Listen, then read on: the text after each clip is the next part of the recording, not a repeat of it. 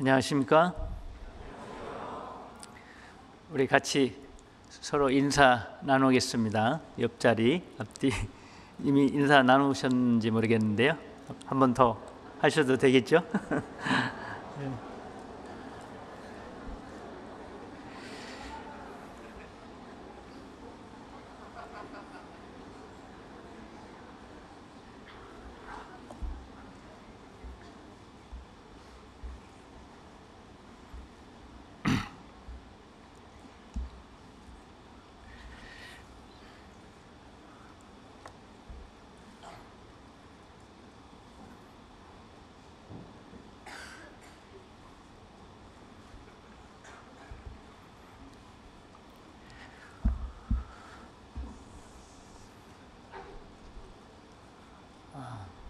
작년에 찾아뵙고 인사를 드렸는데요. 작년에는 정기 방문으로 찾아뵀었고 또 나왔습니다. 저희 큰딸 결혼식이 있어서 결혼식 때문에 이번에 나왔습니다. 기도해 주시고 또 후원해 주셔서 결혼식 잘 마쳤습니다. 사위하고 딸은 결혼하고 신혼여행 다녀와서 멕시코로 들어가서 지금 생활하고 있습니다. 네. 항상 저와 저희 가족 그리고 멕시코 교회를 위해서 기도해 주시는 우리 형제 자매님 기도 덕분에 저희들 잘 지내고 있습니다. 이번에 한국 나와서 오늘 이렇게 형제 자매님들 뵙고 함께 말씀의 교제를 나눌 수 있게 돼서 참으로 기쁩니다. 먼저 하나님께 기도드리겠습니다.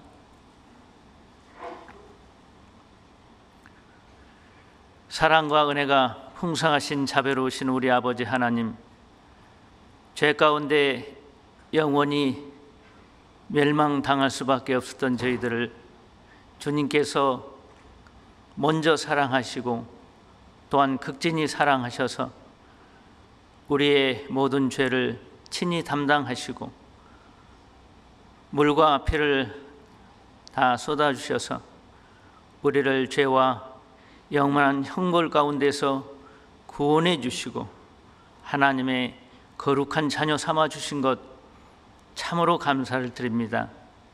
우리가 주님께 받은 은혜가 너무 크고 지중한데 저희들이 그 은혜에 보답하며 합당하게 살아가야 할 텐데 때로는 연약하고 어리석어서 넘어질 때도 있습니다. 주님의 마음을 슬프시게 할 때도 있습니다. 오늘 주님의 날 전주교회 형제 자매들과 함께 주님 앞에 모여서 주님을 찬송하며 주님 은혜에 감사하며 우리의 마음을 다해 주님을 예배할 수 있도록 이곳으로 우리를 인도해 주신 주님께 감사합니다. 주님 은혜 가운데 늘 거하길 원합니다.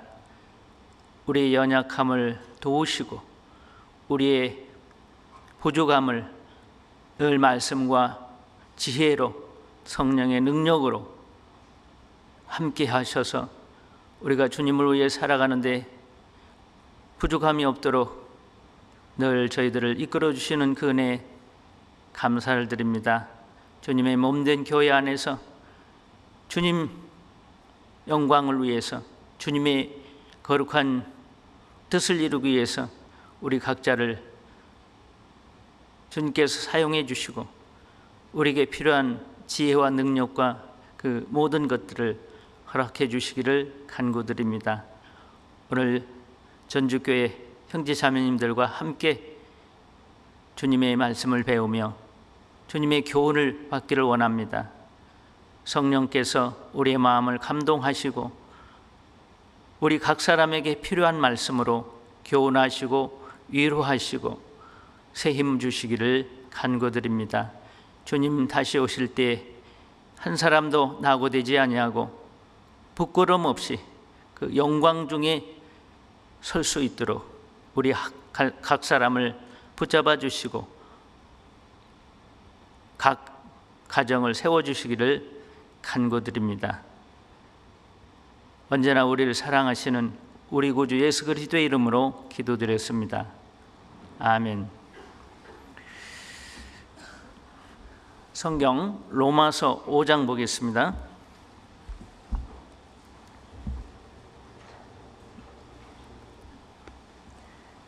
로마서 5장 17절에서 19절까지 말씀입니다.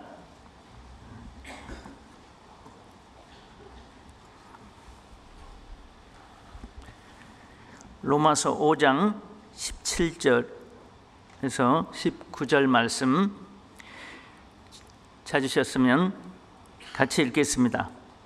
한 사람의 범죄를 인하여 사망이 그 한 사람으로 말미암아 왕노릇하였은즉 더욱 은혜와 의의 선물을 넘치게 받는 자들이 한 분 예수 그리스도로 말미암아 생명 안에서 왕노릇하리로다.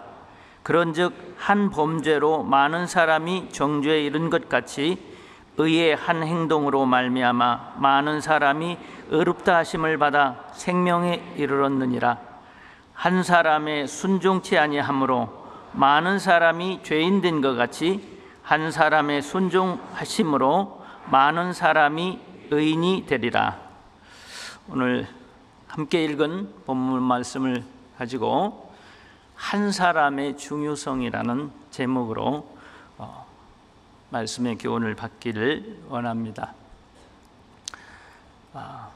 한 국가나 또 한 가정, 또 한 교회에서 한 사람은 소홀히 여길 수 있지만 그 한 사람의 중요성은 말로 다 할 수 없습니다.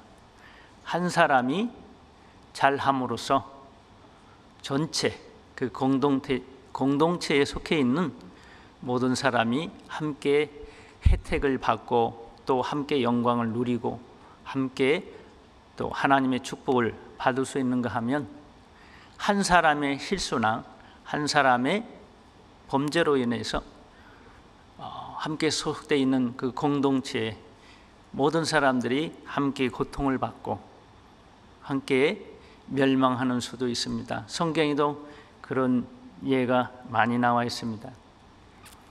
그래서 우리 각 사람 한 사람이 주님 앞에 얼마나 귀하고 중요한가를 말씀을 통해서 함께 교훈을 받았으면 좋겠습니다.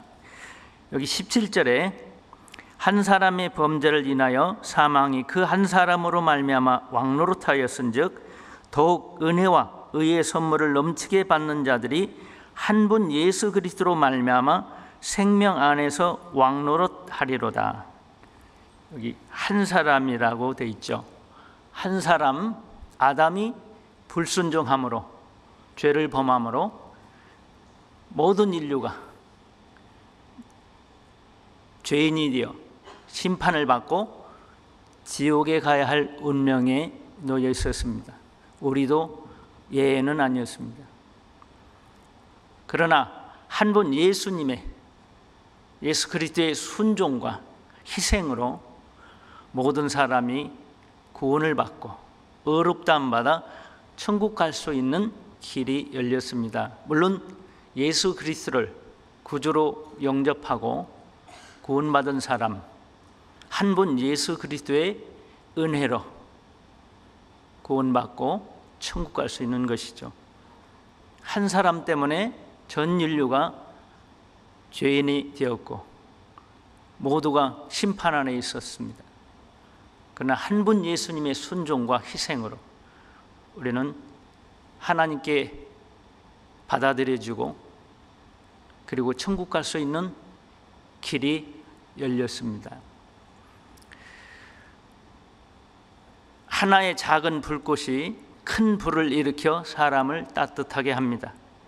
하나의 노래가 사람을 감동케 합니다. 하나의 나무가 푸른 숲의 시작입니다. 하나의 설중매 꽃봉우리가 천하의 봄을 알립니다. 하나의 별빛이 백길을 인도합니다. 하나의 발걸음이 천리길의 시작입니다. 하나의 촛불이 어둠을 몰아냅니다. 하나의 잘 박힌 못이 10kg 이상의 무게를 감당합니다. 하나의 참음이 온 집안을 평안케 합니다. 하나의 감람나무 이파리가 천하의 물이 말랐음을 알렸습니다. 하나의 작은 물줄기가 큰 강을 이룹니다. 하나의 마지막 눈송이가 소나무 가지를 꺾어 놓습니다. 한 사람의 순종이 많은 사람의 구원과 축복을 가져왔습니다. 그러나 한 사람의 불순종이 많은 사람에게 불행을 가지고 왔습니다. 우리는 그리스도를 본받아서 하나님께 순종하는 한 사람, 다른 사람에게 유익을 구하고 많은 사람들을 생명의 길로 인도하고 영원한 하나님 나라에 인도할 수 있는 그런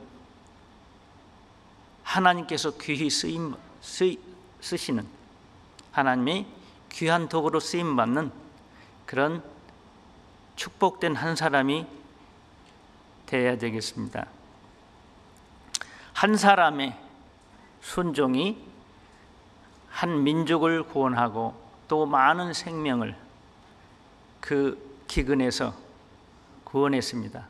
요셉 한 사람이 그 많은 고난을 받았지만 고난을 통과하고 끝까지 하나님을 의지하고 하나님께 순종함으로 하나님께서 그 준비한 요셉 한 사람을 통해서 그 요셉의 가족 나아가서는 이스라엘 민족을 멸망에서 구했고 또 애굽 백성들과 그 외에 많은 나라들의 그 생명을 기근에서 구원했습니다.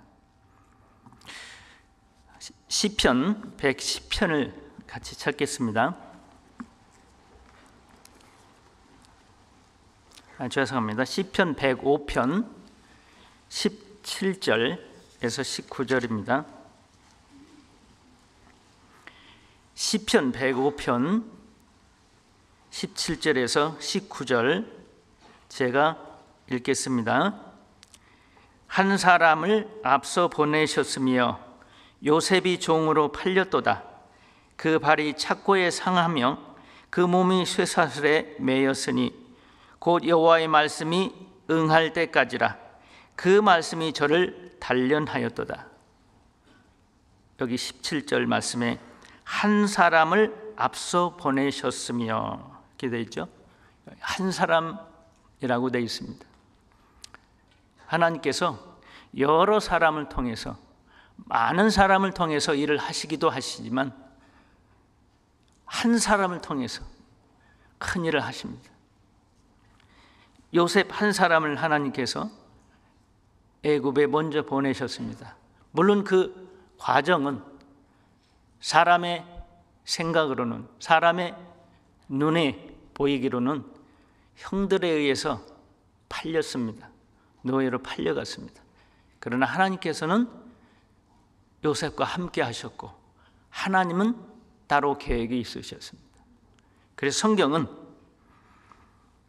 한 사건을 다르게 설명하고 있죠. 17절에 한 사람을 앞서 보내셨으며 요셉 한 사람을 앞서서 애굽에 보내신 분이 하나님이십니다.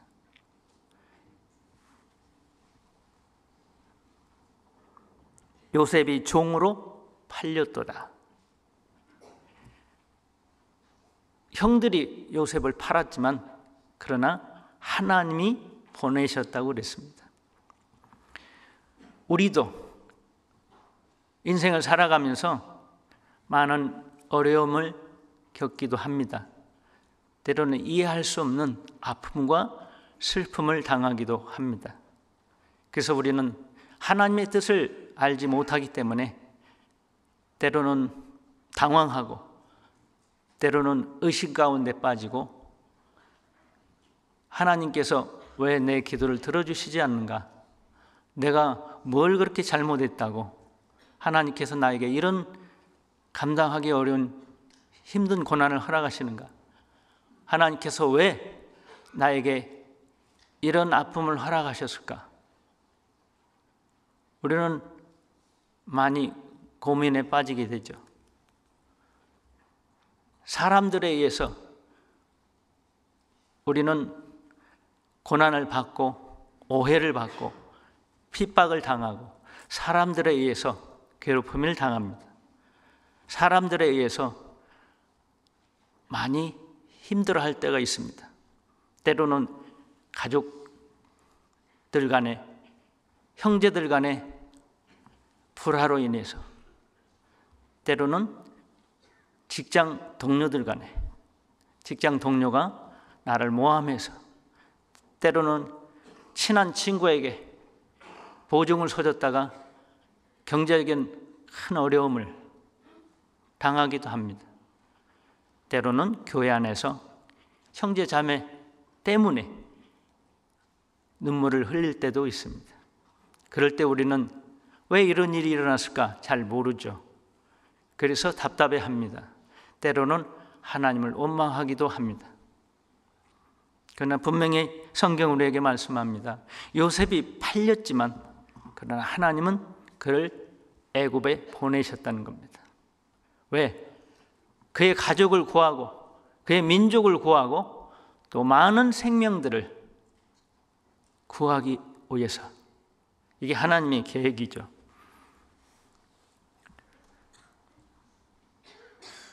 창세기 45장 보겠습니다.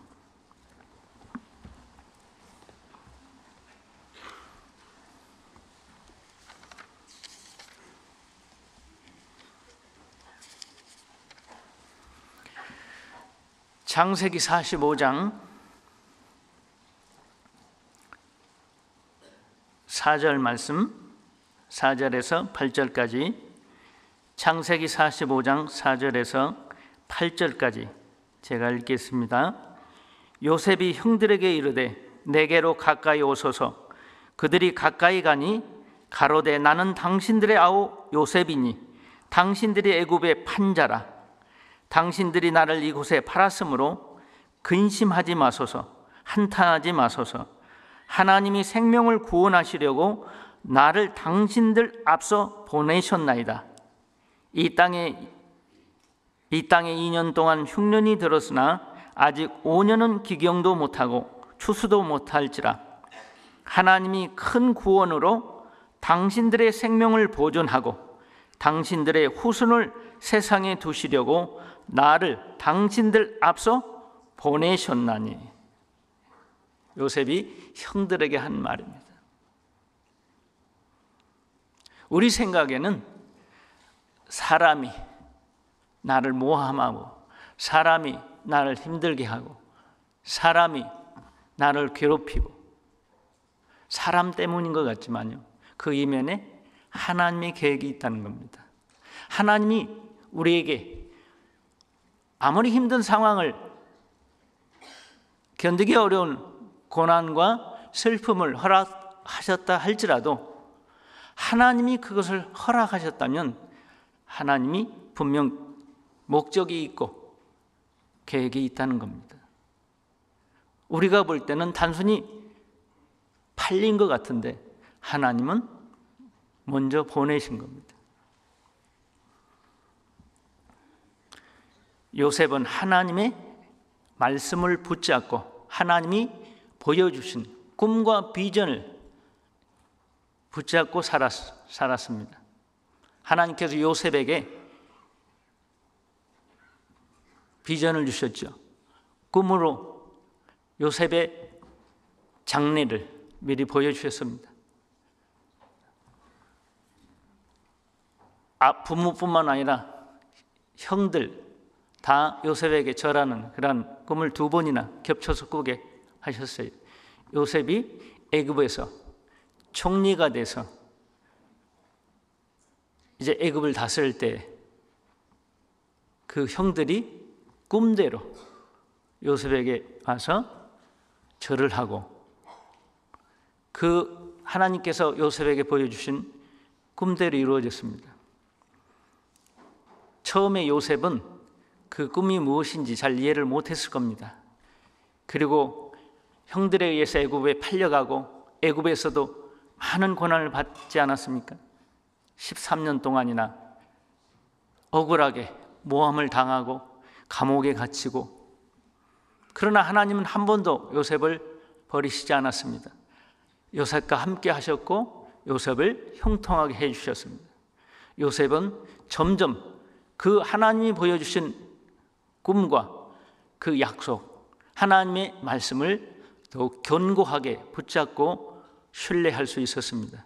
그렇기 때문에 그 13년이라는 그 긴 시간 동안 많은 고통과 괴로움 속에 있었지만 그는 그 하나님의 약속과 말씀을 붙잡고 그 모든 어려움을 이겨낸 겁니다. 절대로 그는 포기하지 않았고, 그리고 하나님이 주신 그 꿈을 놓지 않았습니다. 시편 105편 아까 찾아봤는데요, 다시 돌아가겠습니다. 시편 105편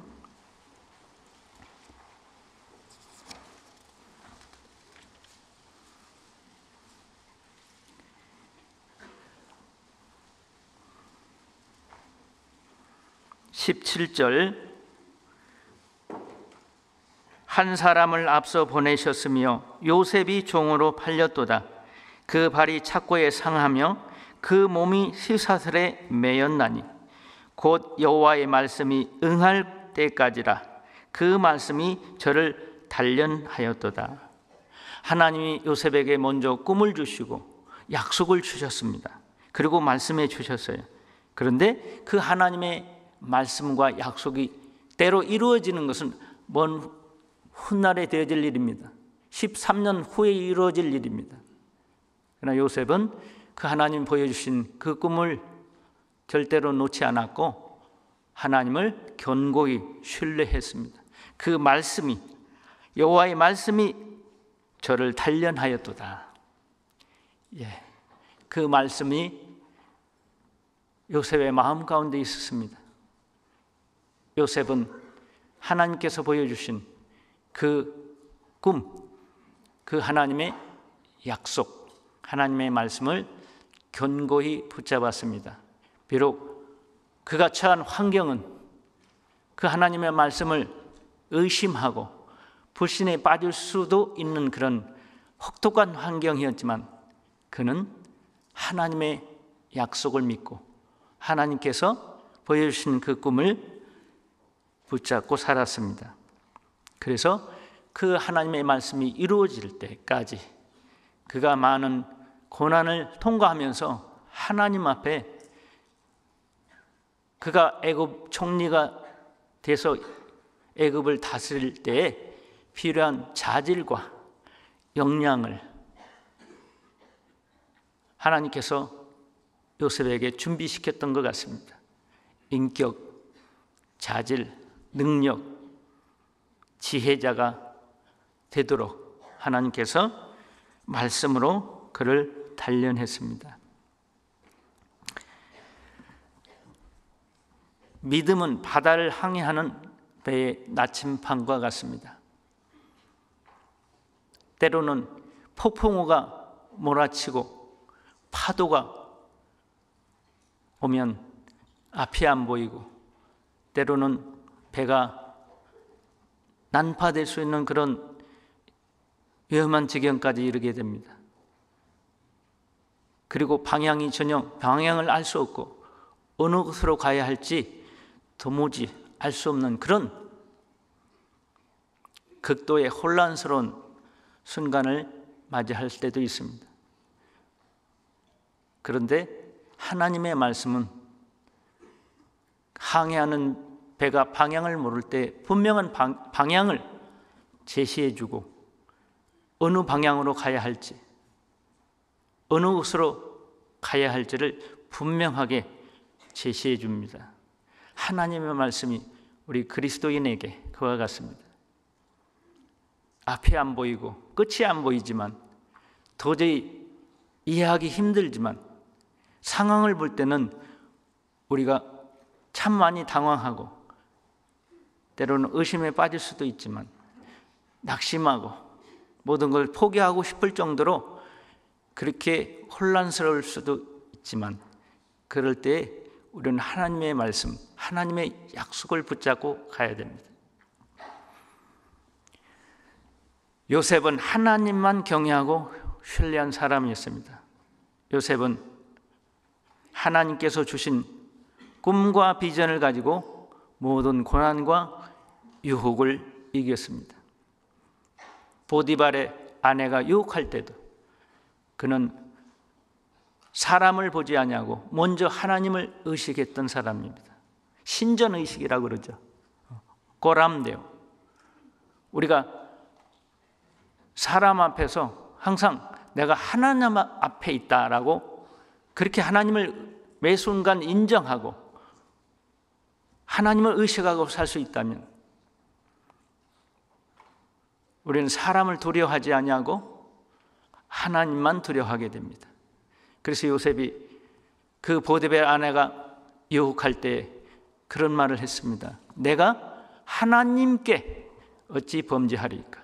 내가 주인님께 그러지 않았습니다. 예, 그 주인 보디발이 요셉을 신임하고 요셉에게 모든 전권을 맡길 만큼 요셉을 도와줬습니다. 신임했습니다. 그런 자기 주인에게 주인의 아내가 동침하자고 해서 죄를 지었을 때 그건 큰 배신 행위죠. 배은망덕한 죄죠. 그러나 그는 내가 주인님께 어찌 죄를 지을 수 있겠습니까? 라고 말하지 않았습니다. 성경에는 분명히 내가 어찌 하나님께 죄를 범하겠느냐, 이것이 하나님을 의식하고 사는 사람의 특징입니다.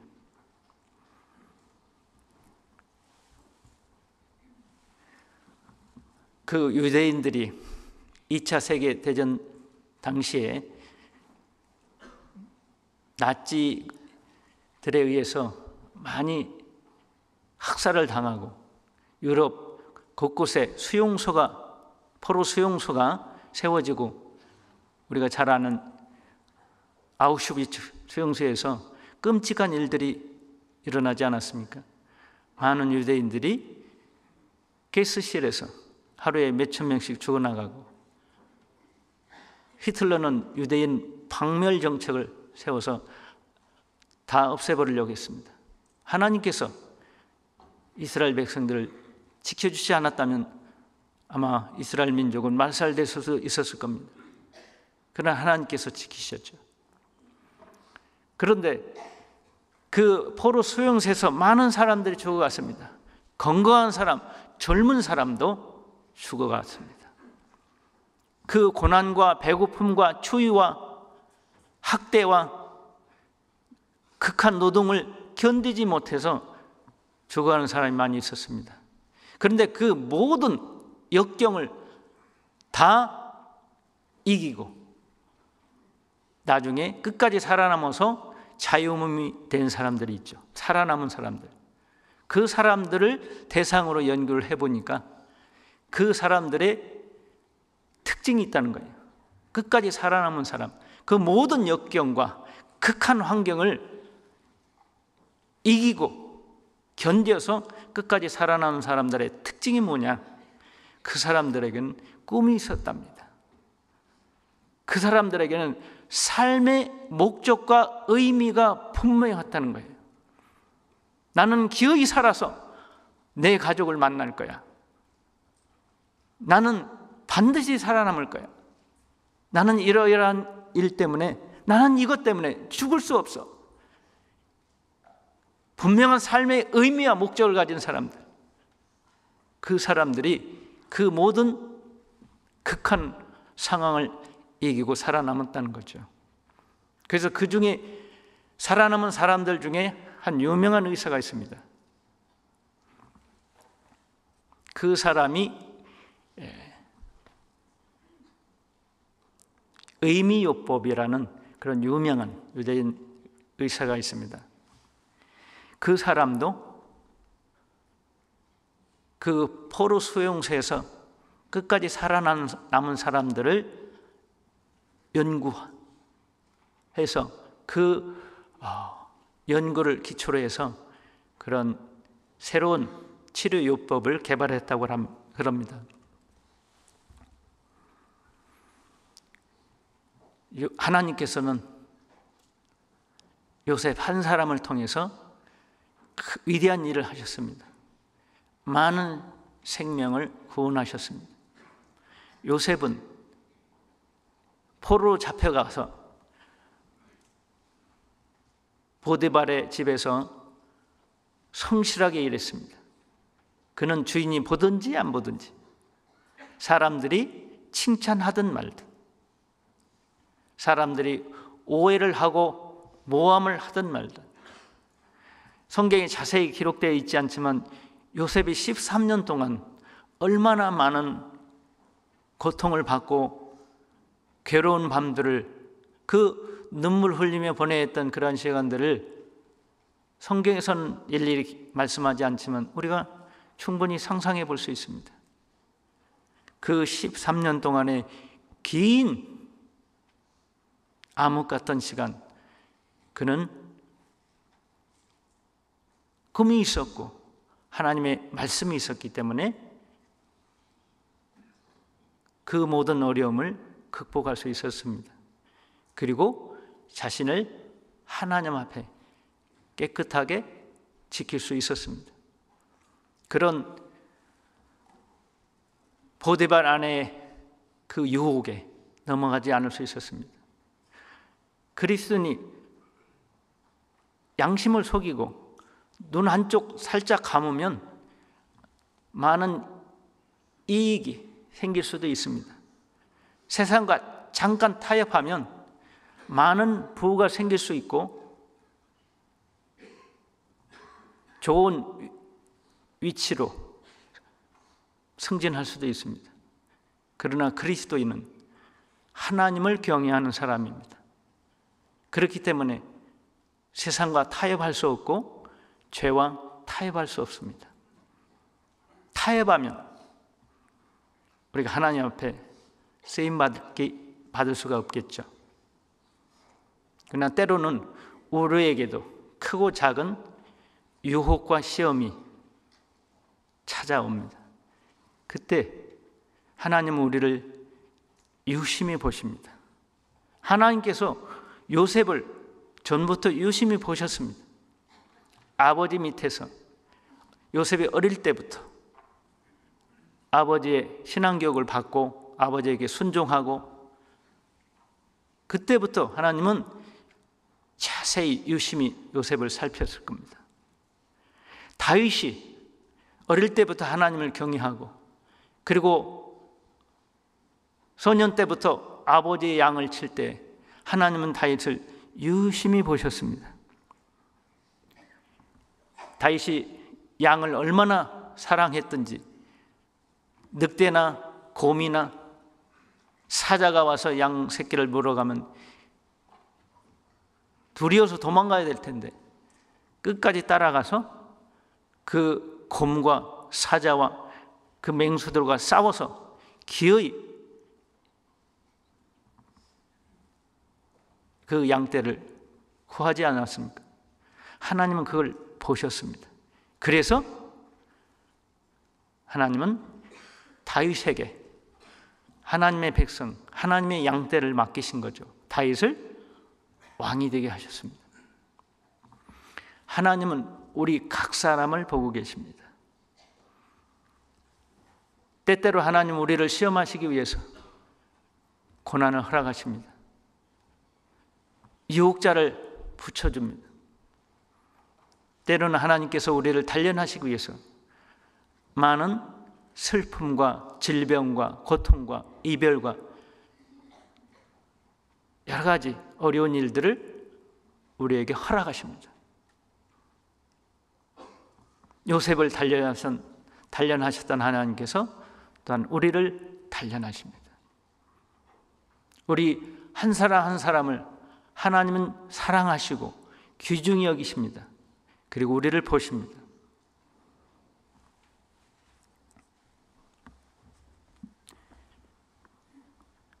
열왕기하 6장 찾겠습니다.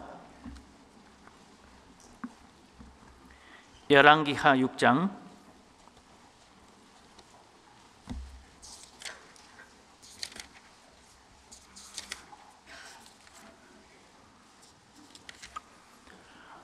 14절부터 17절까지입니다.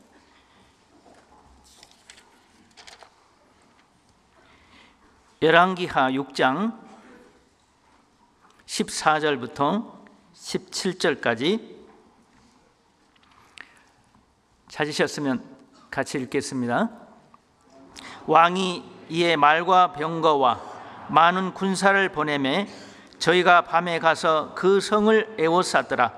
하나님의 사람의 수종드는 자가 일찍이 일어나서 나가보니 군사와 말과 병거가 성을 에워쌌는지라. 그 사환이 엘리사에게 고하되 아하 내 주여 우리가 어찌하리이까. 대답하되 두려워 말라.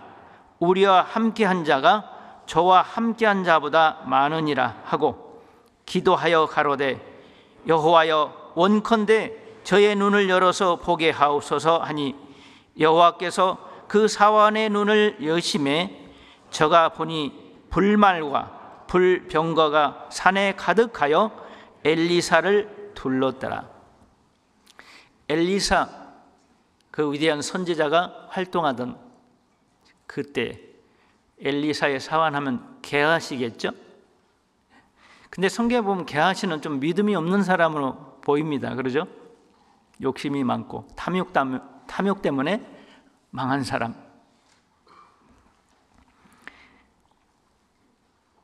하루는 아람 왕이 시리아 왕이 많은 군사들을 이끌고 엘리사가 있는 그 성을 완전히 포위했습니다. 엘리사 때문에 도대체 일이 되는 게 없어요. 이스라엘을 어느 곳으로 치러 가려고 하면 엘리사가 다 알고 있어요. 그래서 미리 방비하게 하고 엘리사를 제거해야 되는 거예요. 엘리사만 없으면 마음대로 해보겠는데 안 되는 거예요. 그래서 작정을 하고 엘리사가 살고 있는 그 성을 완전히 포위를 해버렸습니다. 많은 군사들 이끌고. 사환이 그걸 봤습니다. 상황이 너무 아찔한 거예요. 그래서 아, 내 주여 우리가 어찌하리이까. 이제 다 죽었다. 다 죽게 생겼죠. 절체절명의 위기입니다. 게하시는 상황만 본 겁니다. 상황을 조정하시고 상황 뒤에 역사하시는 하나님을 못 본 거죠. 그러나 믿음의 사람 엘리사는 그걸 볼 수 있는 사람이었습니다.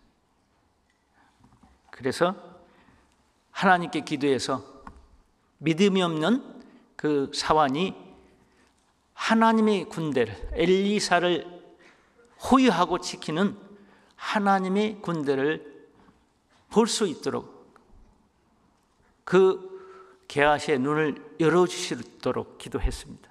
하나님께서 그 기도를 들어주시고 눈을 열어주니까 그제야 게하시가 하나님의 군대를 하나님의 수천사들을 볼 수 있었던 겁니다. 믿음은 이와 같이 보이지 않는 것을 볼 수 있게 해주는 망원경과 같습니다. 저 멀리 너무 멀어서 보이지 않는 것을 망원경을 통해서 볼 수 있잖아요. 믿음을 가진 사람은 멀리 볼 수 있는 그 시야가 열려 있습니다. 그러나 믿음이 연약한 사람은 코앞만 봅니다. 더 이상 못 보는 거예요. 너무 근시안적입니다. 너무 편협합니다. 너무 인간적입니다. 지나치게 계산적입니다. 우리가 교회 일 할 때도 그 믿음이 없는 사람이 리더가 되고 또 앞에서 지도하고 이끌고 가는 입장이라면 그 조직은 참 불행한 조직입니다. 리더는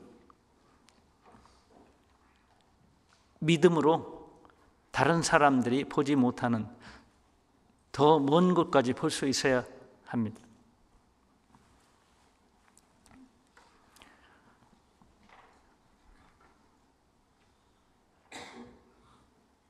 우리는 때때로 우리의 욕심이나 우리의 불순종, 우리의 숨은 죄 때문에 그 하나님께서 주신 영안이, 영적인 눈이 어두워질 때가 있습니다.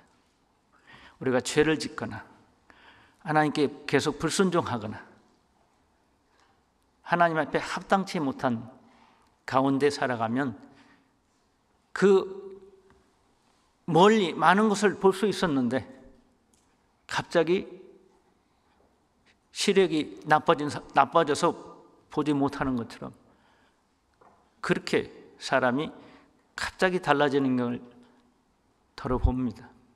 왜 그렇습니까? 한때는 믿음이 좋은 사람이었습니다. 그런데 중간에 뭔가 문제가 생겼습니다. 그 영안이 어두워진 거예요.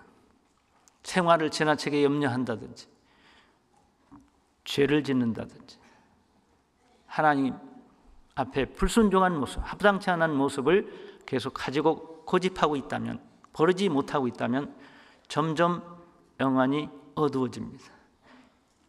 전에는 잘 보던 것을 잘 판단하던 사람이 이제는 판단력이 흐려집니다. 우리는 지금 참 어려운 시기를 겪고 있습니다. 나라, 국가적으로. 이럴 때일수록 우리 그리스도인들이 더욱더 하나님께 국가, 민족을 위해서 더 간절히 기도해야 됩니다.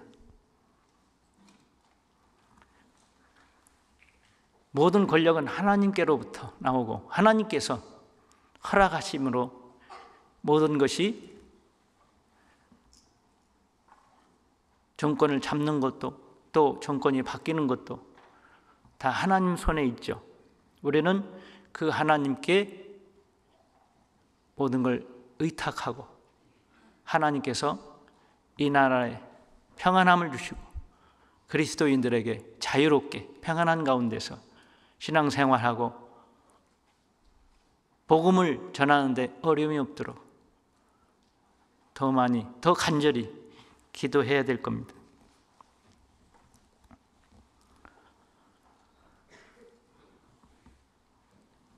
저도 이제 가끔씩 깜박깜박 잘 잊어버립니다. 전에는 안 그랬는데요. 자동차를 어디다 세웠는지를 잘 모르겠어요. 공감하시는 분도 계신 것 같은데요.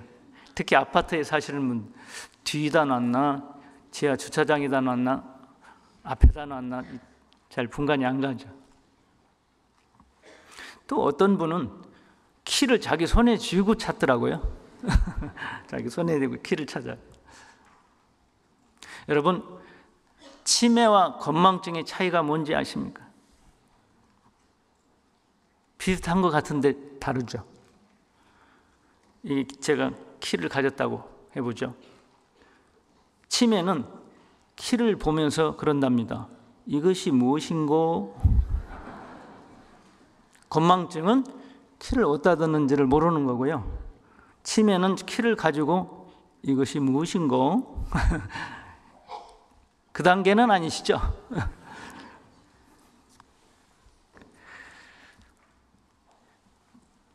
우리는 때때로 하나님 앞에 변명을 찾습니다.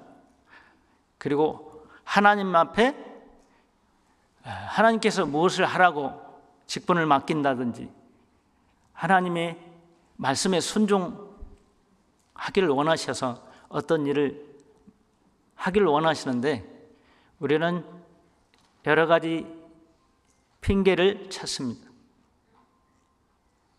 그래서 환경 탓을 하고 아이고 저는 능력이 안 됩니다. 저는 형편이 안 됩니다. 너무 바쁩니다.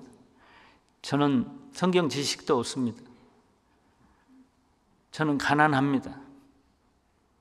저는 많이 배우지를 못했습니다.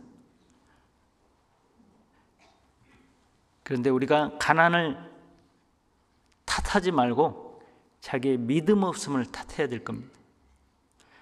하나님께서는 한 사람, 그 한 사람이 비록 가난하고 못 배웠어도 하나님 앞에 마음이 정직하고 진실하고 하나님을 경외하고 사랑하는 사람은 그 사람이 가난하든 남자든 여자든 부하든 가난하든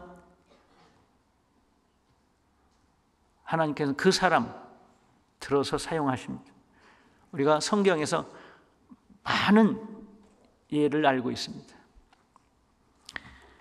열왕기하 그 옆에 5장입니다. 열왕기하 5장 1절에서 3절까지 바로 옆에 있죠. 열왕기하 5장 1절에서 3절까지 같이 읽겠습니다. 아람 왕의 군대 장관 나아만은 그 주인 앞에서 크고 존귀한 자니 이는 여호와께서 전에 저로 아람을 구원하게 하셨습니다. 저는 큰 용사나 문둥병자더라. 전에 아람 사람이 떼를 지어 나가서 이스라엘 땅에서 작은 계집아이 하나를 사로잡음에 저가 나아만의 아내에게 수종들더니 그 주모에게 이르되 우리 주인이 사마리아에 계신 선지자 앞에 계셨으면 좋겠나이다. 저가 그 문둥병을 고치리이다. 우리가 잘 아는 내용이죠. 설교 시간에도 자주 듣는 말씀 중에 하나입니다. 그런데 주인공은 꼭 나아만 아니면 엘리사 그러죠? 근데 저는 다른 주인공을 오늘 얘기하고 싶습니다. 누굴까요? 눈치채셨죠? 누구요? 이스라엘의 아람으로 포로 잡혀간 처녀요? 작은 기지바이라고 되어 있습니다. 작은 기지바이. 무엇을 뜻하죠? 아주 연약한 존재예요. 세상 사람들이 전혀 주목하지 않는, 사람들이 흔하게 무시해버리는 그런 별 볼 일 없는 사람, 세상에서는 별 볼 일 없는 사람, 아주 작은 기지바이, 포로 잡혀가서 이제 노예가 됐습니다. 그런데 이 작은 기지바이가 이름도 없습니다. 익명의 이 작은 여자아이가 나아만을 살렸습니다. 그리고 이스라엘과 시리아가 평화롭게 지냅니다. 애국자죠. 하나님께서는 비천한 사람을 들어서 귀하게 쓰십니다. 그가 깨끗하면, 그가 순종하면, 그가 하나님을 사랑하고 경외하면 그 사람이 부하든지 가난하든지 강하든지 약하든지 그건 문제가 안 됩니다. 하나님이 알아서 사용하셔. 우리는 환경을 탓할 수 없습니다. 우리는 내가 어떻고 나 자신 가지고 하나님 앞에 변명을 늘어놓을 수는 없습니다. 하나님이 쓰시겠다 하시면 예 하고 하나님께 맡기면 되는 거예요. 부족하지만, 연약하지만, 가난하지만, 많이 못 배웠지만 하나님이 쓰신다면 감사합니다. 저 같은 것을 쓰신다니 순종하겠습니다. 부족하지만 해보겠습니다. 이제 내년에 임원 다 세우셨나요? 새해 임원 다 세우셨나요? 저는 임원 다 세우고 왔습니다. 새로운 임원을 세울 때 이제 부탁을 합니다. 봉사의 임원이나 어머니 임원, 또 구역장, 구역조장, 새로운 형제자매님, 그동안 봉사 안 했던 형제자매님들 이제 개인 면담해서 부탁을 드리죠. 내년에 구역장 맡아 수고해 주십시오. 조장 맡아서 수고해 주십시오. 내년에 봉사의 총무 좀 맡아 주십시오. 이제 개인적으로 이렇게 부탁을 드립니다. 그러면 대부분 아이고 저 못합니다. 왜요? 제가 뭐 아는 게 있어야죠. 아유 저는 못합니다. 다 그렇게 빼요. 그게 빼는 게 정석인가 봐요. 일단은 빼요. 그러면 이제 다시 거듭 부탁을 드리죠. 내년에는 좀 수고해 주십시오. 그러면 이제 마지 못해서 받아들입니다. 알겠습니다. 하나님 앞에, 사람 앞에 겸손한 모습은 필요하죠. 그러나 겸손을 넘어서 순종하기 싫어서, 희생하기 싫어서 핑계를 찾는다면 그것은 불순종입니다. 하나님께서 작은 계집아이를 사용하셔서 큰 일을 행하셨다면 하나님께서 나를 사용하실 수 없겠습니까? 창세기 35장 18절입니다.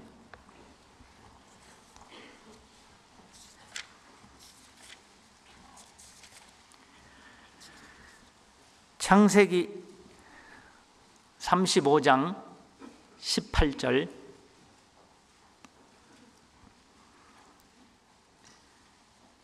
찾으셨으면 같이 읽겠습니다.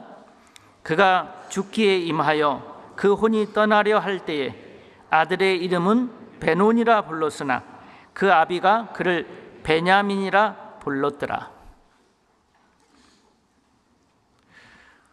야곱이 4명의 아내가 있었죠. 레아, 라헬, 빌하, 또 누구죠? 한 명, 실바. 이렇게 그 중에 4명의 아내 중에 가장 사랑하는 아내가 라헬이었죠.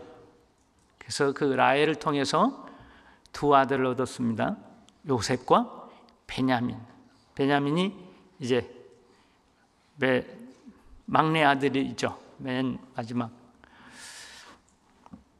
그런데 라헬이 몸이 약했던 것 같습니다. 얼굴은 이쁜데 몸이 참 약했던 것 같고 그렇게 신앙적인 것 같지는 않습니다. 아버지의 그 우상을 훔칠 정도로 우상 숭배하고 했던 거 보면 그렇게 믿음의 사람은 아닌 것 같습니다. 어쨌든 이제 야곱이 외삼촌 라반 집에서 숱한 고생을 하고 그래서 많은 하나님의 보호와 도우심으로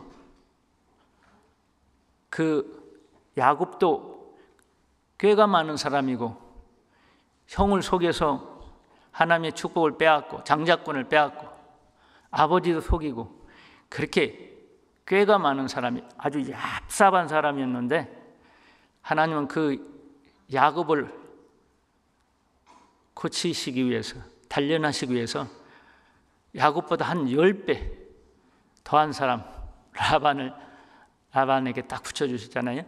그래서 야곱이 정말 고생을 많이 하죠.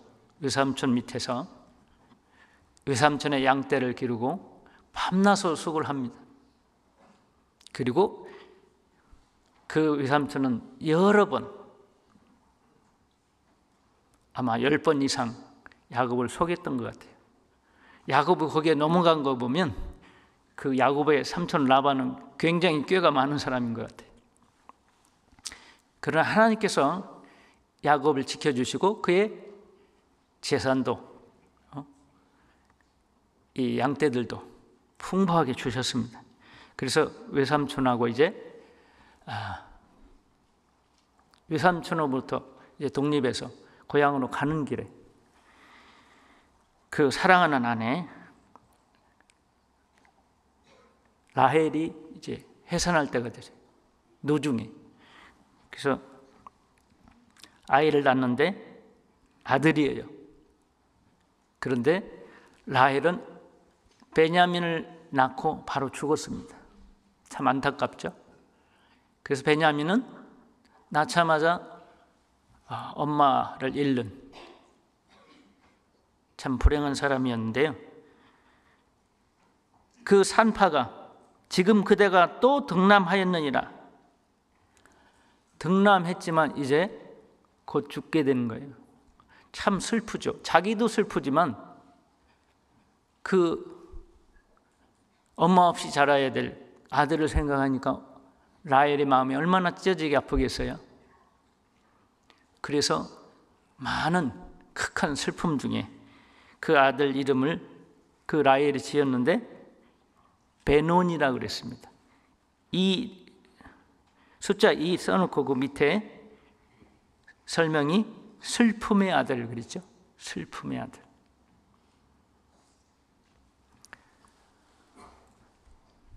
상황으로 볼 때는 충분히 이해가 돼요. 얼마나 슬픈 상황입니까? 그런데 라헬은 믿음이 부족했던 것 같습니다. 믿음으로 상황을 극복해야 되는데 그럴 만한 믿음이 없었던 거예요. 그래서 아들 이름을 베논이, 그 자기 감정에 충실했던 사람입니다. 믿음이 없어요. 그런데 똑같은 아들 이름을 야곱, 아버지는 뭐라고 지었습니까? 베냐민. 베냐민은 오른손의 아들, 능력의 아들. 얼마나 멋있습니까? 똑같은 상황인데, 똑같은 삶을 보는데, 똑같은 문제를 바라보는데 이렇게 다릅니다. 여러분, 믿음은 상황을 해석하는 도구입니다. 우리에게 처해진 상황이 아무리 부정적이고 힘든 상황이라 할지라도 우리가 그 상황을 어떻게 해석하냐는 우리 각자의 믿음에 달려있는 거예요. 여러분은 현재 처한 상황을 어떻게 해석하십니까? 야곱처럼 믿음을 가지고 긍정적으로 희망적으로 해석을 하십니까? 아니면 라헬처럼 믿음 없이 자기 감정에만 충실하고 상황에서 벗어나지 못하는 그런 사람입니까? 우리에게는 믿음을 가지고 상황을 올바로 해석하고 하나님을 향해서 우리의 믿음을 온전히, 하나님을 온전히 신뢰하고 이 상황을 얼마든지 바꿔주시고 변화시켜 주실 수 있는 분이라는 거예요. 얼마든지 역전될 수 있다는 거예요. 뒤집어질 수 있다는 거예요. 끝까지 하나님께 대한 신뢰와 전적인 믿음, 이것이 우리에게 필요합니다. 한 사람 아담 때문에 인류가 멸망할 뻔했습니다. 모두가 죄인이 됐고 사망이 아담 한 사람 때문에 인류에게 왔고 저주와 심판이 아담 한 사람의 불순종으로 인해서 모든 사람에게 임하게 됐습니다. 한 사람의 불순종이나 죄가 가족이나 교회 또는 한 국가에 커다란 불행을 가져오기도 합니다. 역사 속에서도 우리는 많은 예를 찾아볼 수 있고, 그리고 성경에서도 이스라엘 민족의 역사를 통해서도 우리는 얼마든지 그 예를 볼 수가 있습니다. 여호수아 7장을 보겠습니다.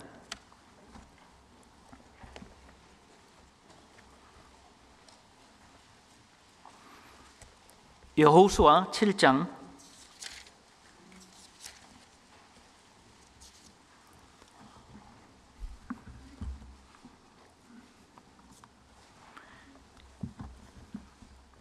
여호수아 7장 1절입니다.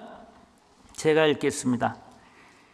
이스라엘 자손들이 바친 물건을 인하여 범죄하였으니 이는 유다지파 세라의 증손 삽대의 손자 갈미의 아들 아간이 바친 물건을 취하였습니다.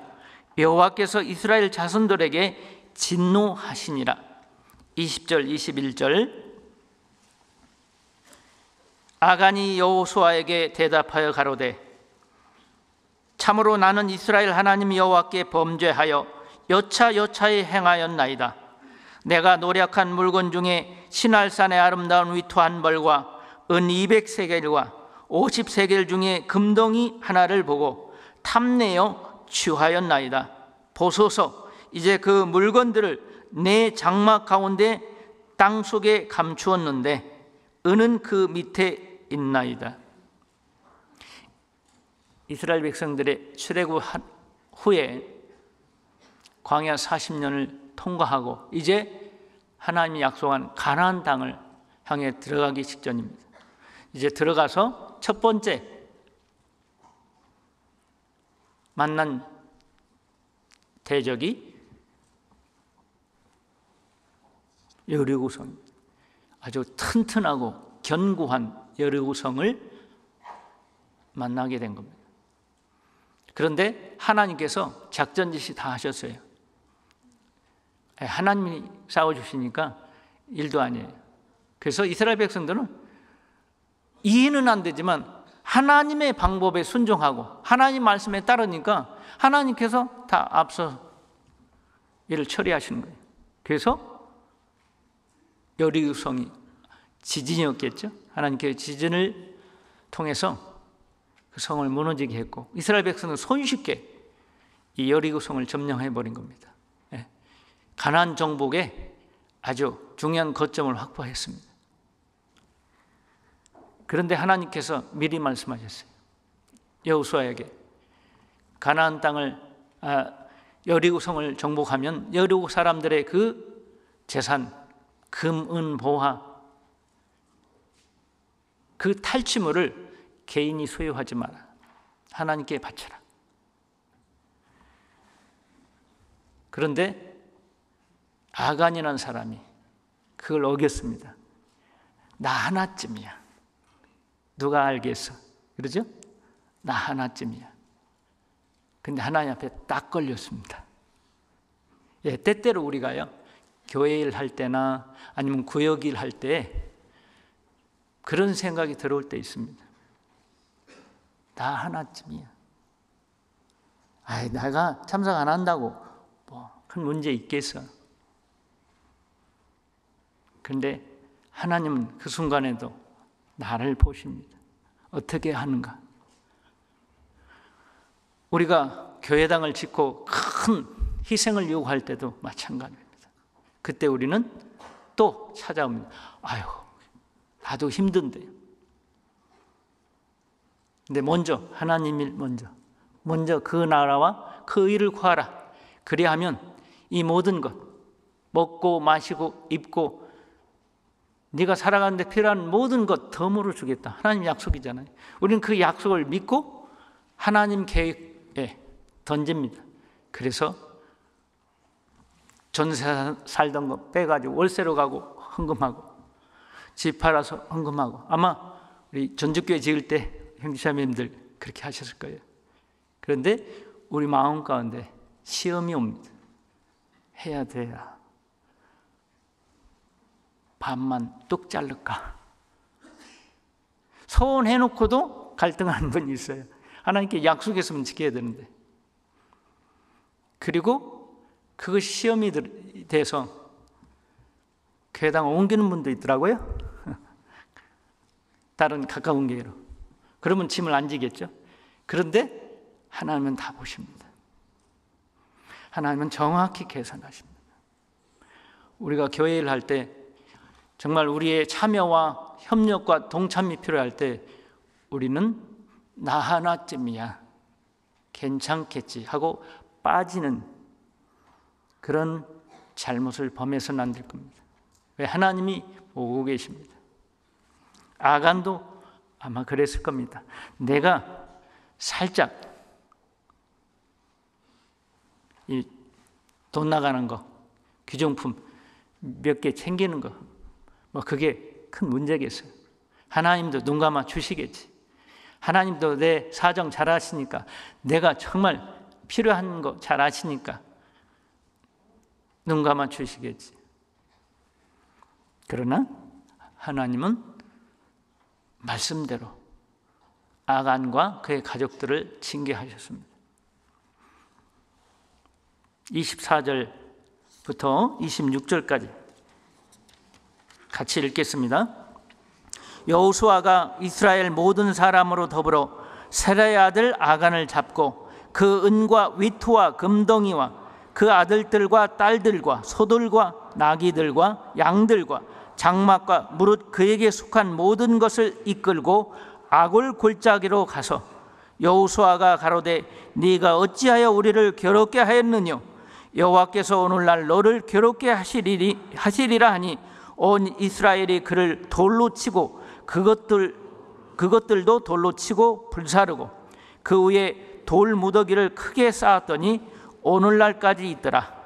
여호와께서 그 극렬한 분노를 그치시니 그러므로 그곳 이름을 오늘날까지 아골 골짜기라 부르더라.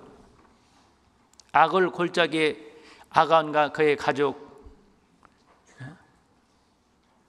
그 동물까지, 짐승들까지 다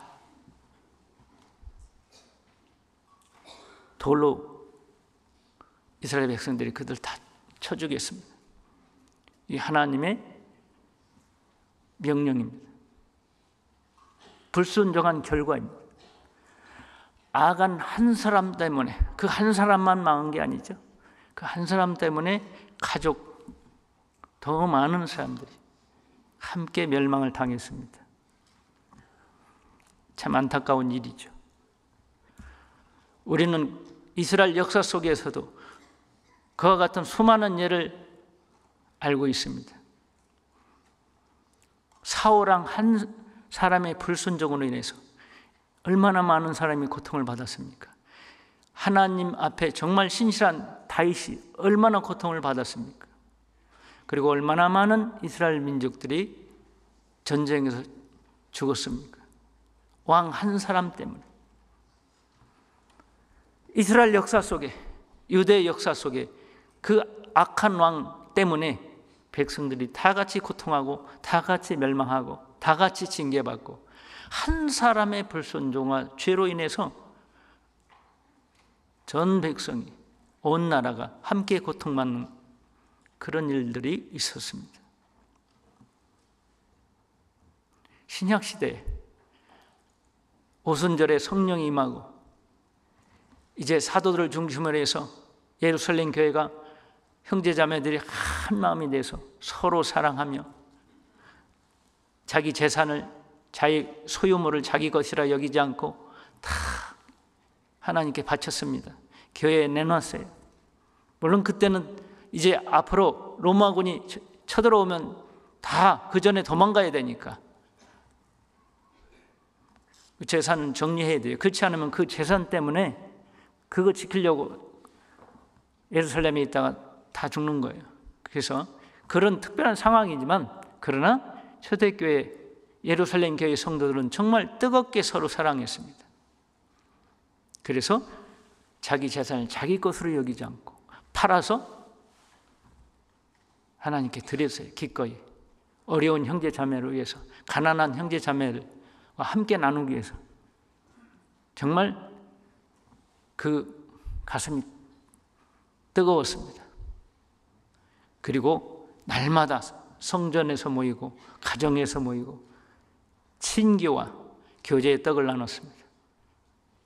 그러니까 복음이 폭발적으로 증거되기 시작했죠.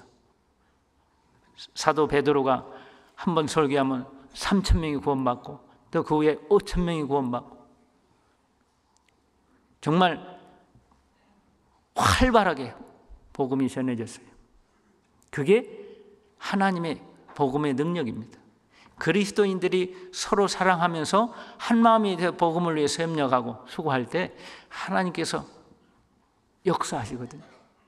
놀라운 하나님의 구원의 역사를 우리는 볼 수 있습니다. 그러나 형제자매들이 마음이 나뉘고 이기적이고 마음이 나눠져서 서로 다투고 서로 협력하지 않고 화합하지 않으면 아무리 목사님이 임원들이 앞에서 그렇게 수고하고 애를 써도 집회를 여러 번 자주 해도 많은 사람들이 와서 말씀 듣지만 또 남는 사람이 없습니다. 민물처럼 왔다가 썰물처럼 싹 빠져나갑니다. 우리 그런 거 경험하죠. 사도행전 5장 보겠습니다. 아나니아와 삽비라 사건은 하나님의 교회에 또 그리스도인들에게 큰 교훈을 줍니다. 사도행전 5장 1절부터 5절까지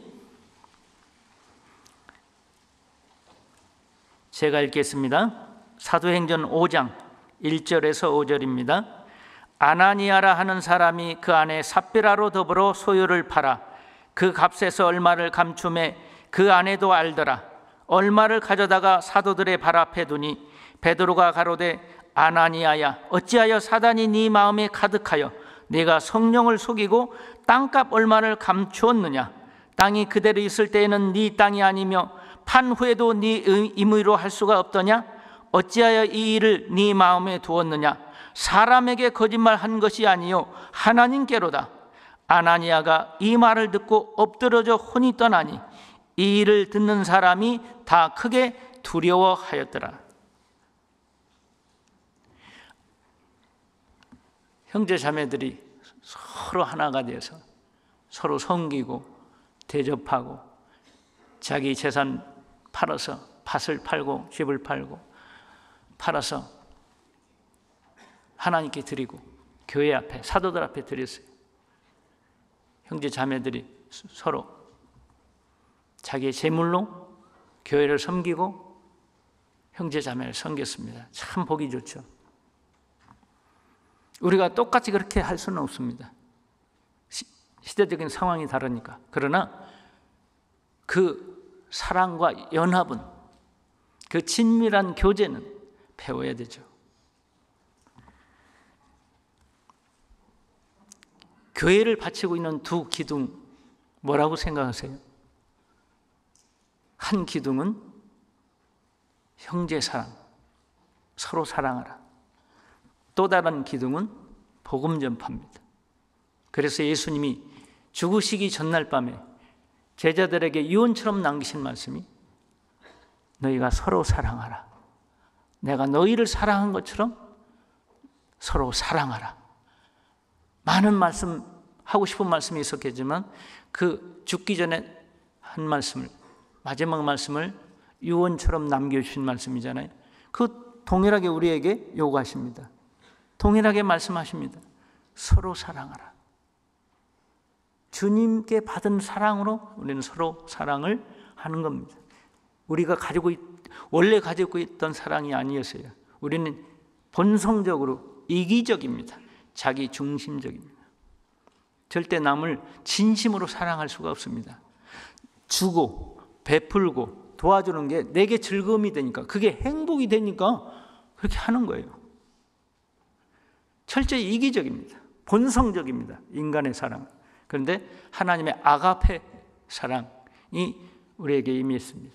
그 사랑으로 사랑하는 거예요. 그러면 아까운 것이 없습니다. 그런데 그 사랑을 하려고 할 때 막는 것이 우리 육신입니다. 우리 본성이 그걸 막아요. 그래서 육신을 쳐야 되는 거예요.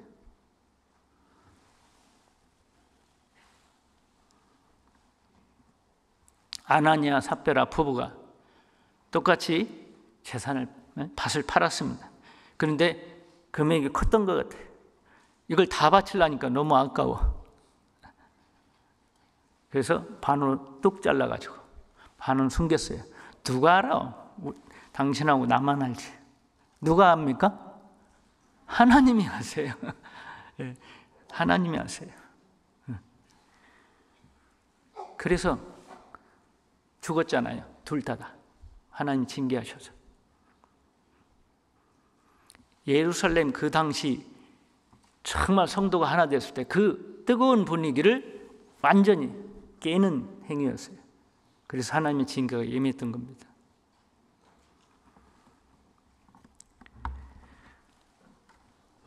그리고 예수님이 부활하시고 3일 만에 부활하시고 40일 동안 부활을 증거하셨다가 승천하셨죠. 승천하시기 전에 제자들에게 부탁하시고 명령하시는 게 뭐죠? 마가복음 16장 15절 아시죠?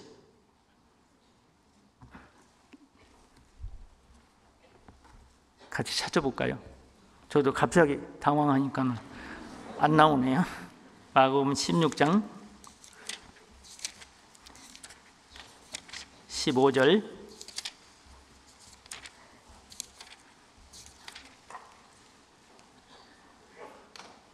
같이 읽겠습니다. 또 가라사대 너희는 온 천하에 다니며 만민에게 복음을 전파하라. 주님께서 지상에서 마지막으로 남기신 말씀입니다. 승천하시기 전에 제자들에게 명령하신 거예요. 우리에게 하신 명령이기도 하죠. 복음을 전파하라. 만민에게 복음을 전파하라. 우리 교회 중대한 사명이잖아요. 그래서 우리 교회 참 잘하고 있는 게 많이 있지만 그 중에 해외 선교. 제가 해외 선교하는 선교사라 이런 얘기 들은 거 아닙니다. 전 세계적으로 얼마나 활발하게 복음 전하고 있습니까? 복음 전파입니다. 이 두 기둥이 견고해야 됩니다. 어느 하나가 무너지면 안 돼요. 어느 하나가 부족해도 안 됩니다. 형제 사랑, 복음 전파. 이 두 기둥을 점검해야 됩니다. 우리 교회는 건강한가? 이 두 기둥은 튼튼한가? 점검해 볼 필요가 있습니다.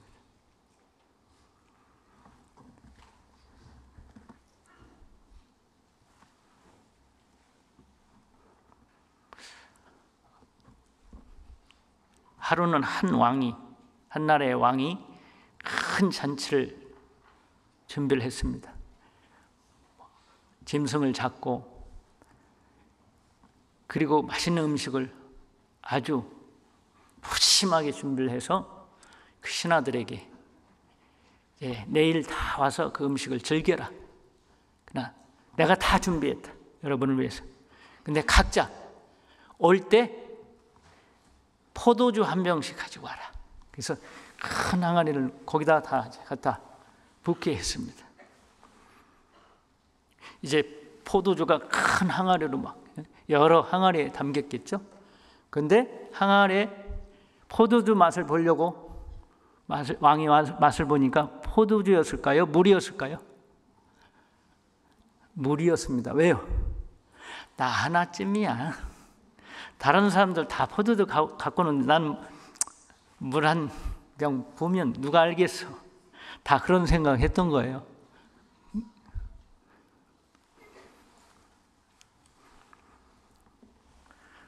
나 하나쯤이야. 나 하나가 중요합니다. 내가 어떻게 하냐에 따라서 내 가정, 내 교회가 복을 받느냐 아니면 복을 잃어버리느냐. 나 하나 때문에 한 영혼이 구원을 받느냐 아니면 이루어지느냐. 그 중대한 갈림길을 내가 가지고 내가 어떻게 하나에 따라서 달려있는 거예요.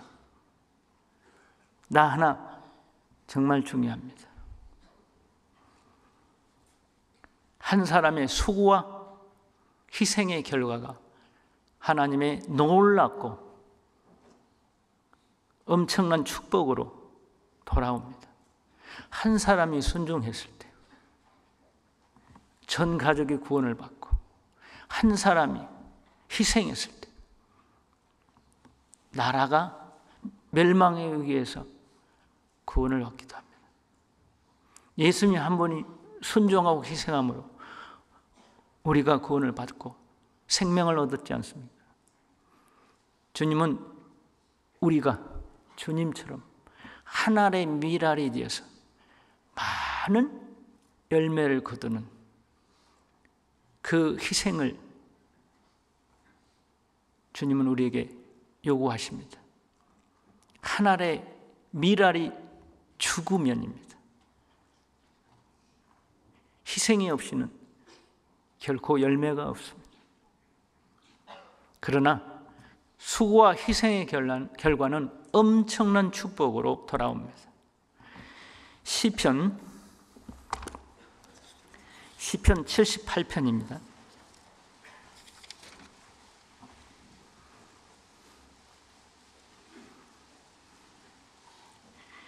시편 78편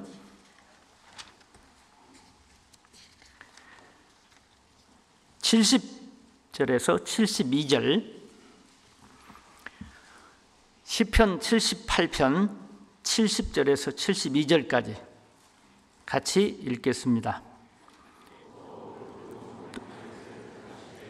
양의 우리에서 취하시며 전양을 지키는 중에서 저희를 이끄사 그 백성인 야곱 그 기업인 이스라엘을 기르게 하셨더니 이에 저가 그 마음의 성실함으로 기르고 그 손의 공교함으로 지도하였도다.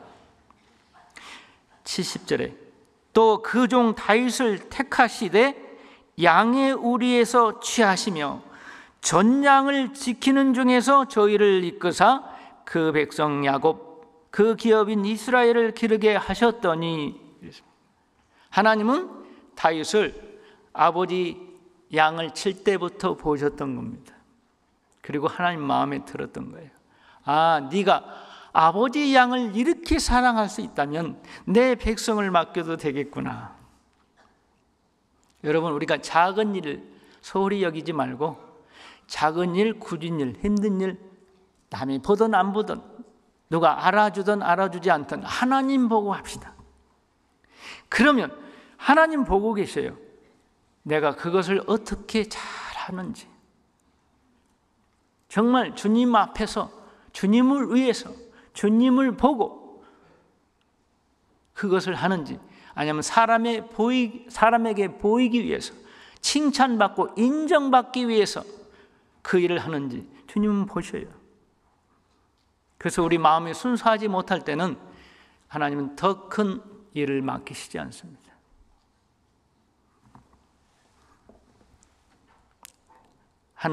하나님께서 다윗을 보고 흡족하셨어요.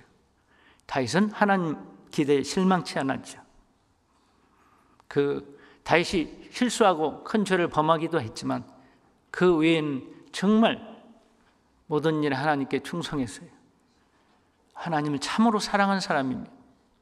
다윗이 기록한 시편들을 보면 정말 다윗의 마음을 읽을 수가 있습니다.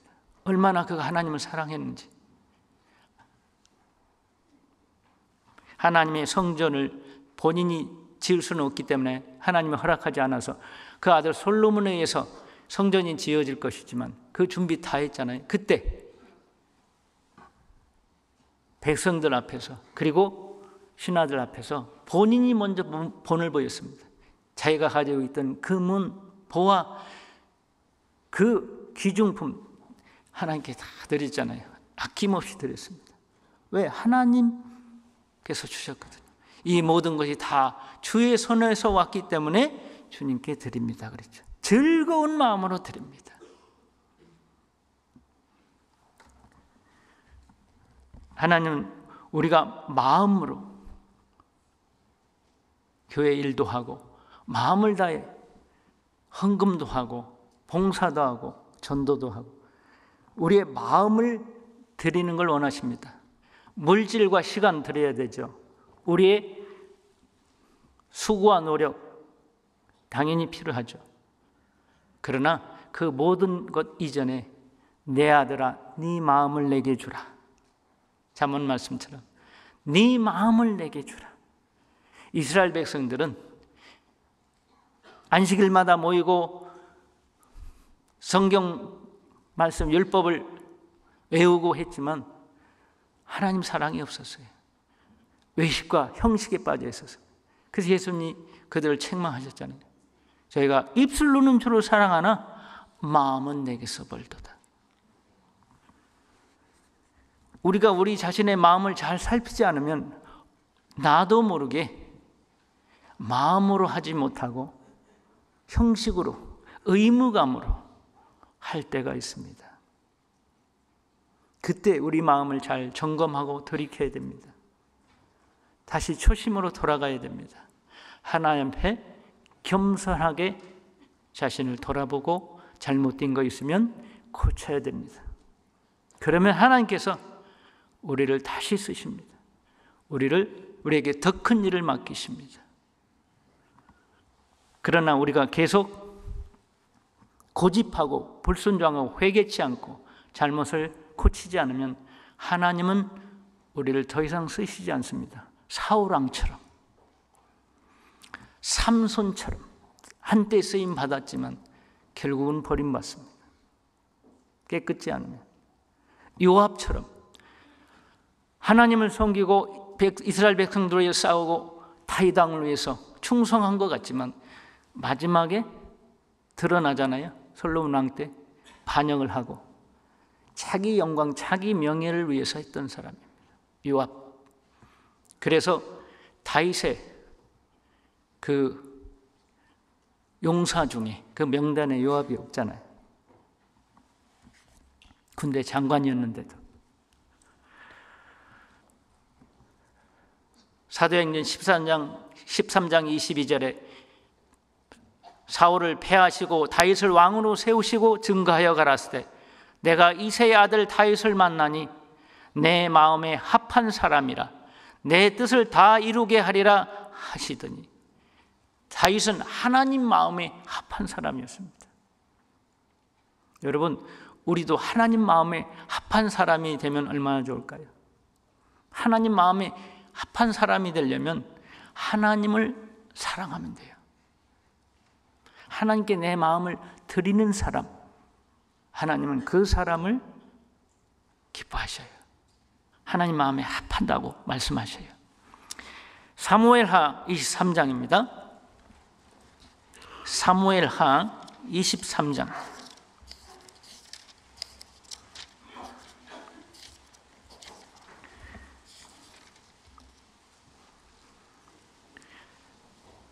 사무엘하 23장 8절에서 12절까지 같이 읽어보겠습니다. 다윗의 용사들의 이름이 이러하니라. 다그몬 사람 요셉 바세벳이라고도 하고 에센 사람 아디노라고도 하는 자는 군장의 두목이라. 저가 한때에 800인을 쳐 죽였더라. 그 다음은 아호와 사람 도대의 아들 엘르아살이니 다윗과 함께한 세 용사 중에 하나이라. 블레셋 사람이 싸우려고 모임에 이스라엘 사람들이 물러간지라. 세 용사가 싸움을 도두고 저가 나가서 손이 피곤하여 칼에 붓기까지 블레셋 사람을 치니라. 그날에 여호와께서 크게 이기게 하셨으므로 백성들은 돌아와서 저희 뒤를 따라가며 노력할 뿐이었더라. 그 다음은 하랄 사람 아게의 아들 삼마라. 블레셋 사람이 때를 지어 녹두나무가 가득한 밭에 모임에 백성들은 블레셋 사람 앞에서 도망하되 저는 그 밭 가운데 서서 막아 블레셋 사람을 친지라. 여호와께서 큰 구원을 이루시니라. 여기 사무엘하 23장에 다윗을 도와서 이스라엘 백성들을 구원하고 전쟁에서, 그리고 다윗을 잘 보좌했던 충성된 용사들의 이름이 나옵니다. 서열별로. 그 중에 이 두 사람 저는 여러분에게 말씀드리고 싶어요. 두 사람 소개하고 싶습니다. 엘르아살과 삼마. 하나님은 한 사람을 통해서 이스라엘을 구원하셨어요.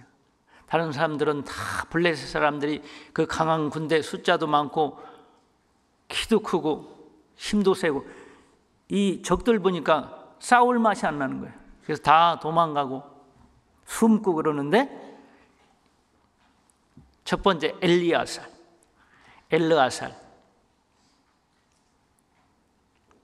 8절에 다윗의 용사들의 이름이 이러하니라.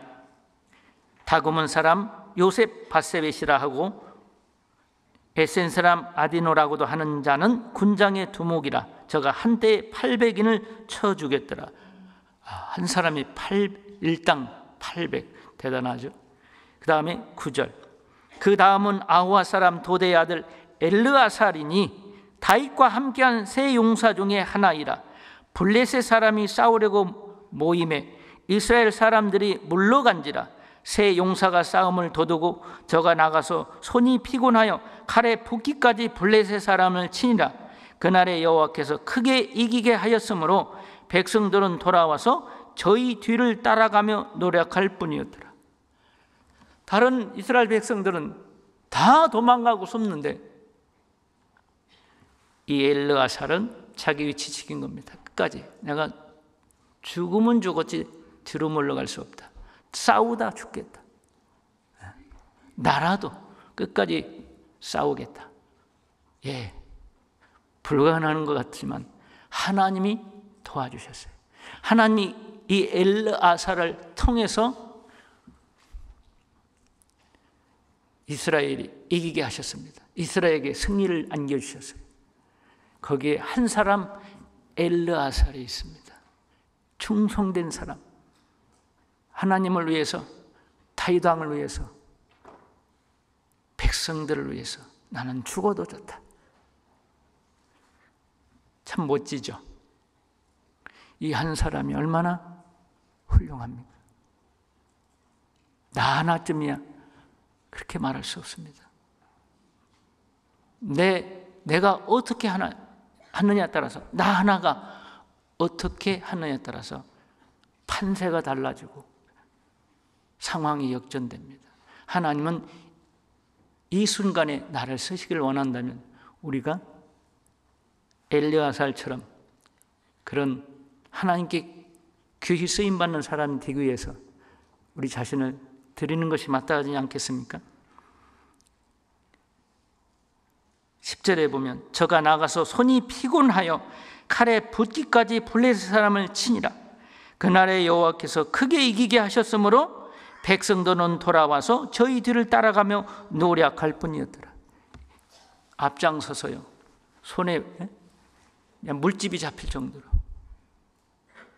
피를 흘려가면서 물러나지 않고 계속 싸운 거예요. 그걸 보고 도망가던 이스라엘 백성들이 다시 용기를 얻어서 같이 싸운 겁니다. 그 한 사람이 필요한 거죠. 11절, 그 다음은 하랄 사람 아게의 아들 삼마라.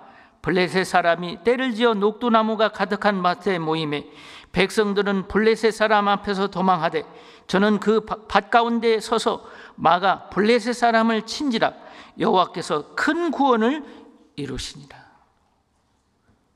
동일한 비슷한 상황이죠. 블레셋 사람들이 또 쳐들어왔습니다. 다른 사람들은 다 도망가는데, 도망가고 숨고 싸울 생각을 안 하는데 이 삼마라는 사람은 끝까지 싸웠습니다. 목숨 걸고 싸웠습니다. 하나님이 삼마를 보셨어요. 그 한 사람 통해서 이스라엘에 구원하시고 승리를 주셨습니다.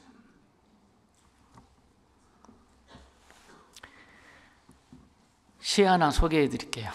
시 좋아하시는지 모르겠습니다. 그 사람을 가졌는가? 아시는 분은 아실 건데요, 유명한 시입니다. 말리길 나서는 날 처자를 맡기고 맘 놓고 갈 만한 사람, 그 사람을 그대는 가졌는가?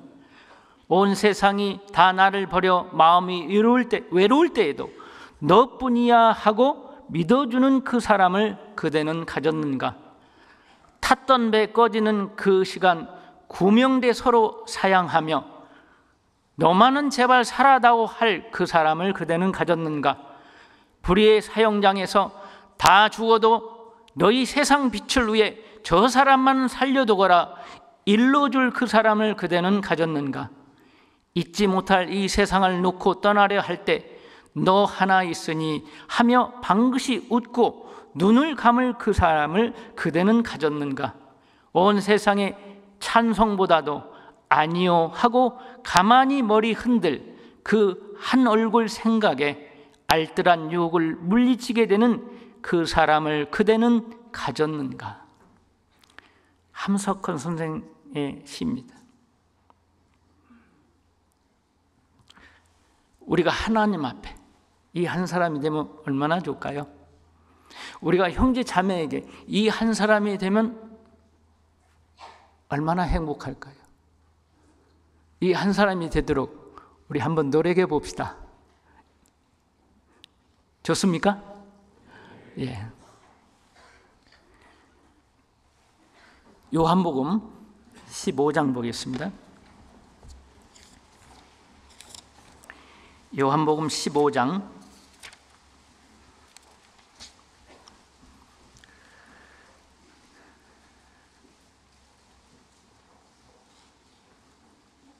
26절, 27절. 요한복음 15장 26절, 27절 같이 읽겠습니다.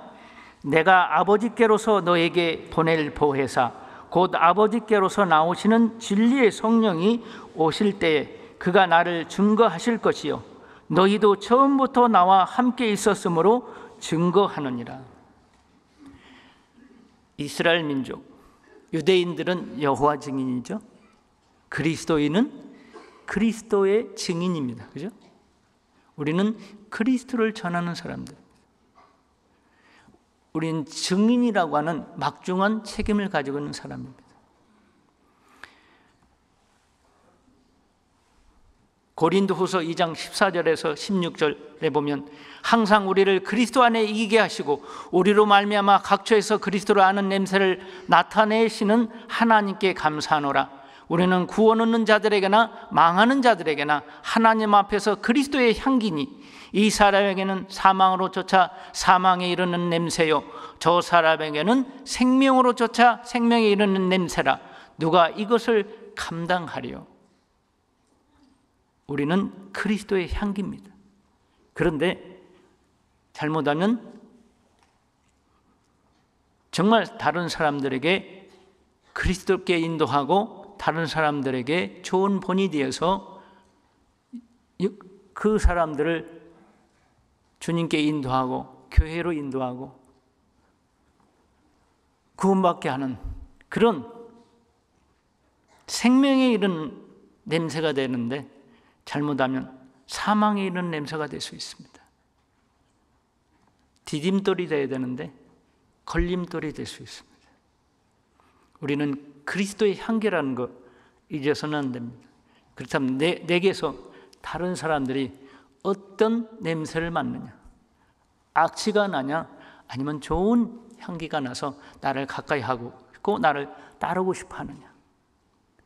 나는 어떤 향기의 역할을 하느냐? 좋은 향기를 품느냐? 향기를 바라느냐? 나쁜 향기를 바라느냐? 한번 생각해 봐야 되겠습니다. 우리는 그리스도를 증거하는 증인입니다.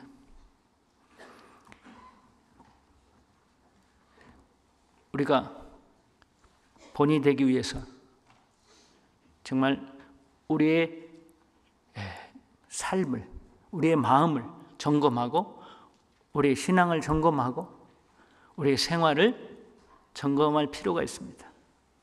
네가 어디에서 떨어졌든지 회개하라 그랬죠. 처음 사랑을 가지라.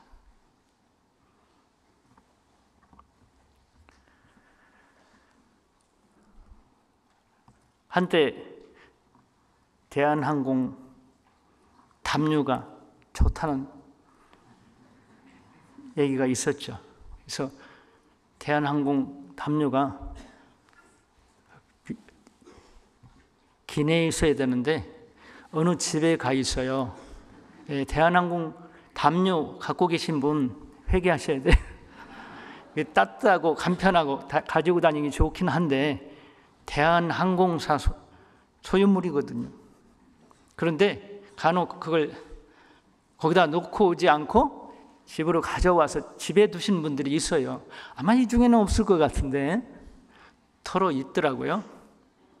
어떤 분은 자랑까지 하더라고요. 우리 그리스도인이 그래서는 안 되겠죠. 작은 것 같지만 남들이 다 한다고? 그럴 수는 없습니다.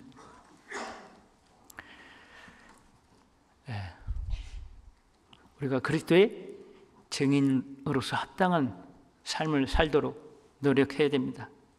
예수님처럼 바울처럼 그렇게 살 수는 없을까 하는 복음성가 찬송가처럼 우리 마음속에 그런 간절한 소원이 있잖아요. 주님처럼 살고 싶은데, 사도 바울처럼 살고 싶은데 왜 나는 안 될까? 우리 자신을 점검하고 다시 결단하는 게 필요하겠습니다. 조금이라도 예수님을 닮는 삶을 살려면 요셉처럼 꿈과 비전을 가지고 살아야 합니다. 그리스도인으로서 분명한 삶의 목적을 가지고 살아야 하며 그 목표를 향해 전진하는 노력이 있어야 합니다. 매일매일 자신의 삶을 돌아보고 점검해야 합니다. 그렇게 살려면 다니엘처럼 결단해야 합니다. 에스더처럼 죽으면 죽으리다라는 일사각오로 치열하게 살지 않으면 안 됩니다. 같이 기도하겠습니다. 걸어가시고 자비로우신 아버지 하나님, 우리에게 베풀어 주신 그 놀라우신 사랑과 은혜를 인하여 감사와 찬양을 드립니다. 우리의 남은 일생을 주님 앞에 합당하게 살길 원합니다. 참으로 하나님을 기쁘시게 하는 저희들의 삶이 되길 원합니다. 깨끗한 그릇이 되고 하나님 마음에 합한 사람이 되어서 하나님의 귀한 역사에 쓰임받는 사람이 되길 원합니다. 우리를 통해서 더 많은 사람들이, 더 많은 영혼들이 주님 앞에 돌아오고 구원받기를 원합니다. 교회 안에 기둥 같은 일꾼이 되길 원합니다. 우리 한 사람 한 사람을 기억하시고 축복해 주옵소서. 언제나 우리를 사랑하시는 예수 그리스도의 이름으로 기도드렸습니다. 아멘.